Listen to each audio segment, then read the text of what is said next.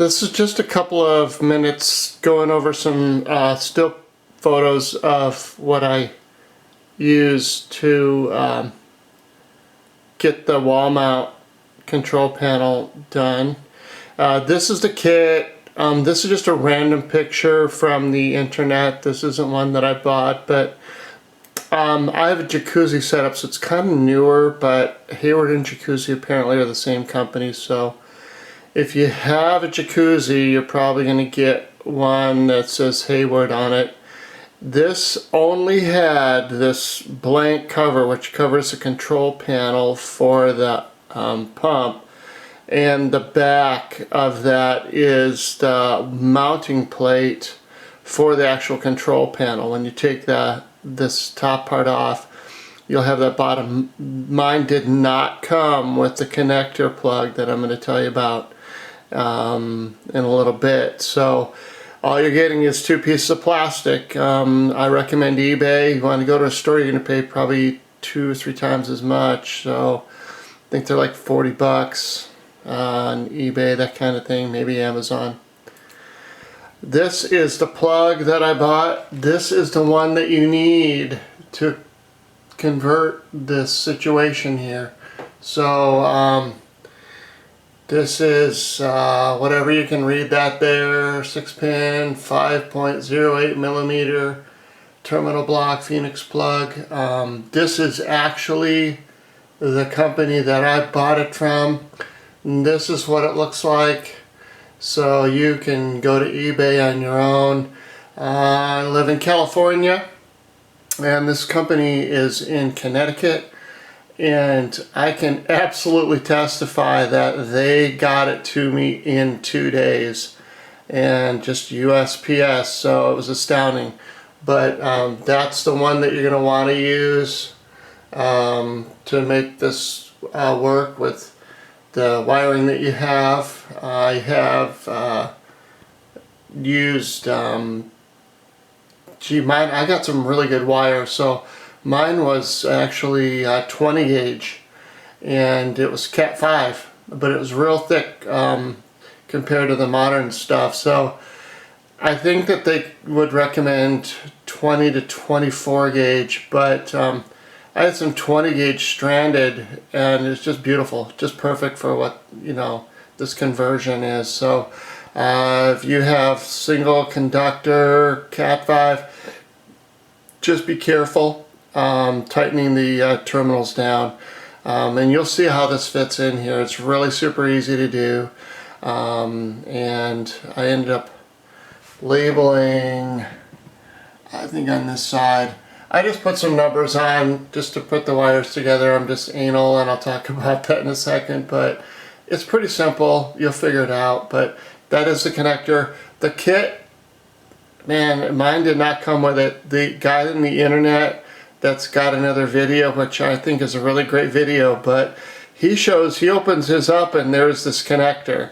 Not in a bag or anything. It's just, he opens up and there's a connector in there loose. So I don't know if he put it in there and then opened it up or something, but man, mine sure didn't come with one, and it was whatever this is there, $8 plus tax, whatever. So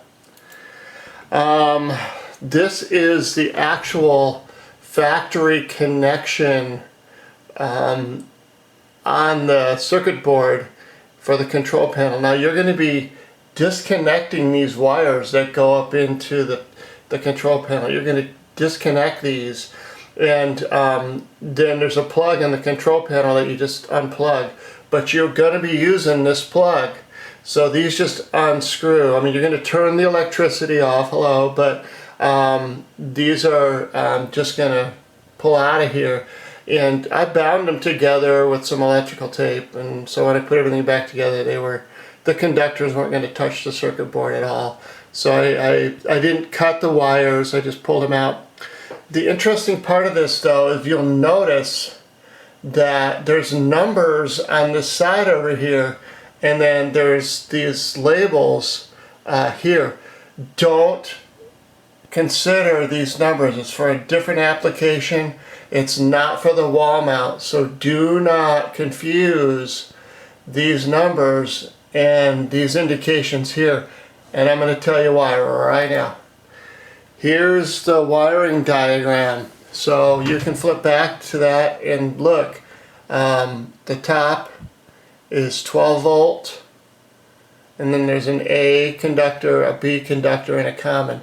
And you can see that my feeble brain, man, I labeled everything. And so when I was putting it together, even though there's 4 wires, there was absolutely no question about how I was going to do this. And you'll notice that this is the little plug I was just showing you, and those numbers here on that side, they're not the same as 1, 2, 3, 4 over here. So don't use the numbers, use these indications. And whatever color, I use these because these are the conductors, and I had Cat 5, so I cut the green one and the ground off.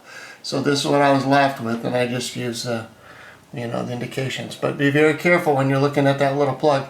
You are going to use this plug. It just pulls out and makes it for real easy wiring.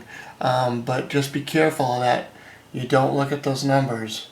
And that's the wiring that I use. Obviously, whatever your conductors are. You can do it on a little piece of paper, or you can do it in the manual like I did. But makes it really super easy and eliminates any confusion. So here's the conversion of the onboard control panel to a wall-mounted control panel. I'm actually mounting it on a post, but you can see this is finished. The blank plate is on the top over the area where the control panel used to be, and this newer gray conduit is a 6-foot watertight whip that I bought at one of the big box stores for about $12 plus tax. You can see that I've sealed in there and sealed here. Do not put these together. I just put this together lightly, and that grabbed, and man, I had to cut it off and kind of dig it out of there. So I just barely put it in there. Man, it really stuck. So you should be putting it all together, after the fittings are in anyway, but I just wanted to keep it together and just stuck that in there a little ways, and man, it was like one of those Chinese finger locks. So anyway, wiring coming in here, and you can see the other part of the video how the wiring is done. It's pretty simple. There is another video on the internet about how to do that, but that's the pump and motor part finished, and I do have a cover over that with some shade protection from the sun. And then you can see that I've mounted this on a rail. This rail is a little on the flimsy side, so I'm going to actually put another piece of material in here. This is the top rail from a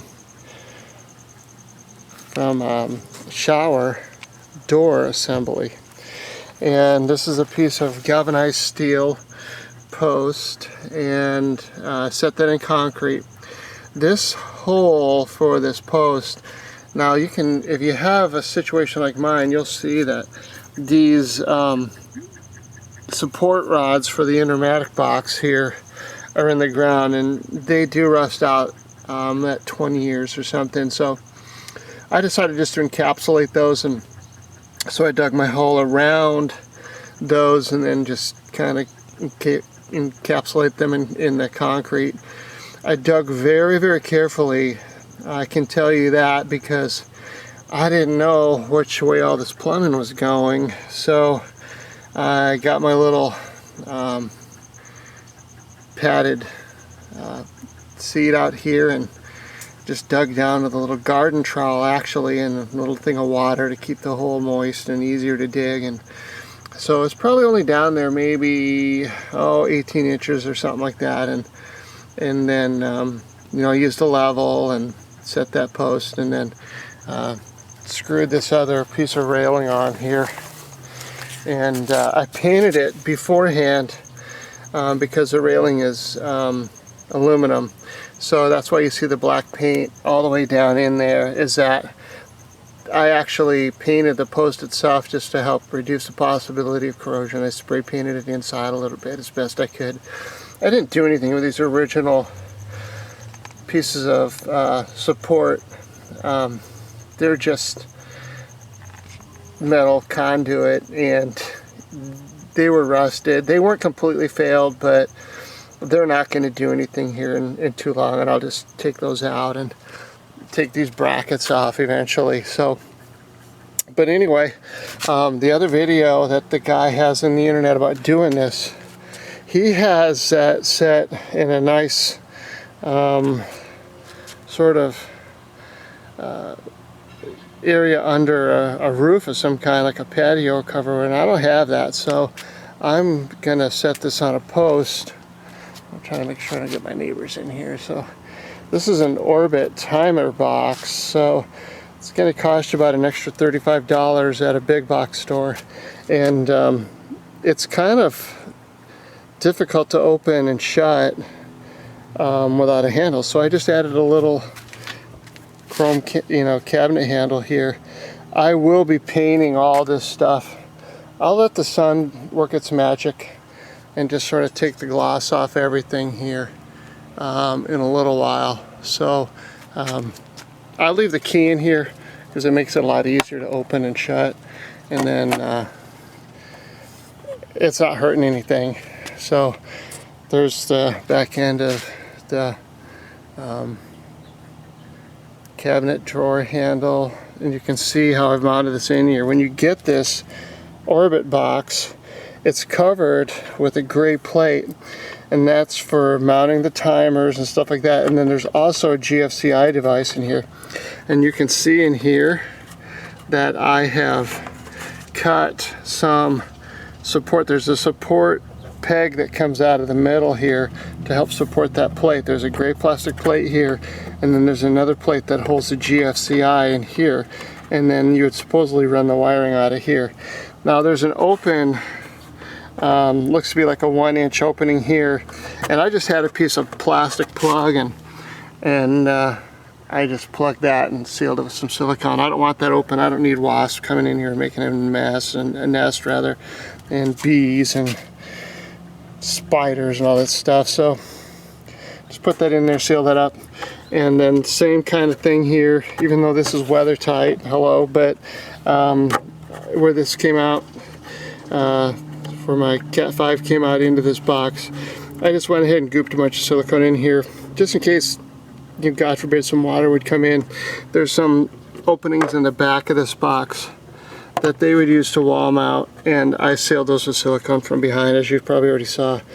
So that's going to keep bugs and dirt and stuff from going into the conduit and then eventually making its way into the motor over here. So I just don't need that. Why not prevent it? So that's what I did. Pretty simple though. Otherwise, the adapter plate, you can see that is I screwed that all the way through. So there's screw holes for that, pretty much going down this way here. So it opens and shuts real easy. It's weather tight, so you can put this anywhere. And I'm gonna sort of get a little bit of extra tension on this post over here, just to kind of give you another view of this. But that is kind of how it looks, and the way it turns out is once this gets tightened, I'm going to actually put the side rail from a shower door assembly, because I'm redoing my showers, and I'm just going to put that on there to take that wobble out. If you wanted to set this in something that doesn't move, like a 4x4, something like that, that's probably a good idea. But I just had something available in my garage attic material storage area, so that's what I used it, and it looks going to be fine. I'm just going to paint all this tan probably, and then just matching black for the conduit until it comes up into here, and then I'll just spray all this stuff, and that'll keep the UV off it.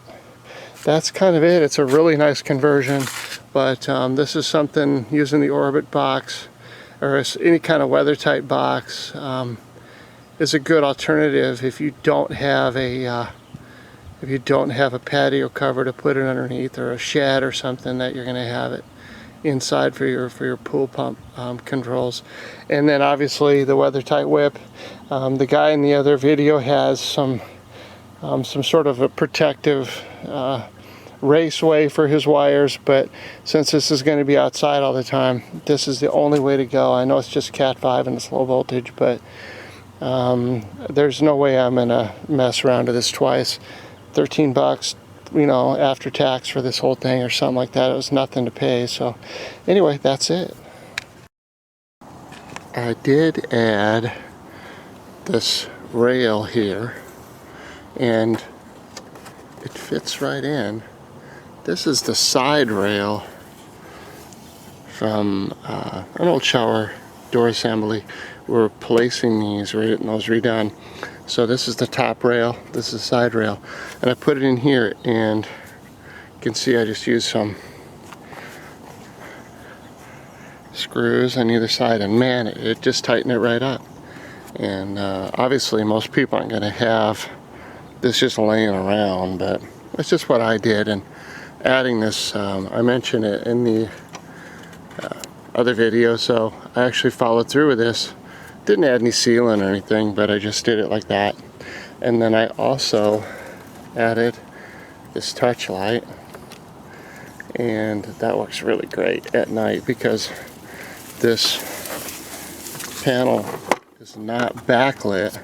So when you're running the stuff at night, there's no real way to read this stuff. We do have a light and stuff, but this needed some light, and I decided to put it up here just so if there's any dust or accumulation down here, this is a lot easier. I put them here and I put it here, and the effect of the lighting on this area was no different, so I just wanted to keep it up a little bit higher, and it works just fine. So $3 LED touch light.